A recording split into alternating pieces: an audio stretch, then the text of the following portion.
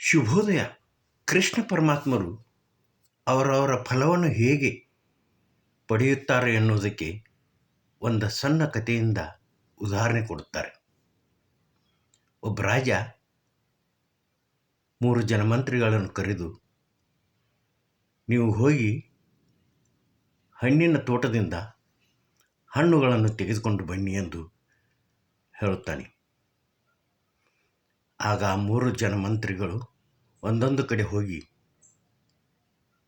ಹಣ್ಣುಗಳನ್ನು ಹುಡುಕುತ್ತಾ ಹೋಗುತ್ತಾರೆ.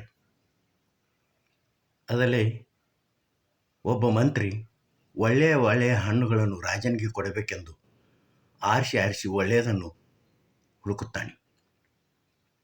ಎರಡನೆಯವನು ಸಿಕ್ಕ ಹಣ್ಣುಗಳನ್ನು, ಕೊಳೆತ ಹಣ್ಣುಗಳನ್ನು ಎಲ್ಲವನ್ನೂ ಆರಿಸಿಕೊಳ್ಳುತ್ತಾನೆ. ಮೂರನೆಯವನು ಹಣ್ಣುಗಳು ಸಿಗದೇ ಇದ್ದಾಗ ಹುಲ್ಲನ್ನು ಹಾಕಿ ತರುತ್ತಾನೆ. ಆಗ ರಾಜನು ಈ 3 ಜನರನ್ನು 15 ದಿವಸ ಬಂಧನದಲ್ಲಿಡಿ ಎಂದು ಹೇಳಿಬಿಡುತ್ತಾನೆ.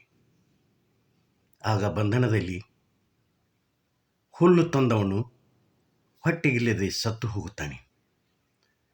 ಕೊಳೆತ ಹಣ್ಣುಗಳನ್ನು ತಂದವನು ರೋಗದಿಂದ ಬಳಲುತ್ತಾನೆ.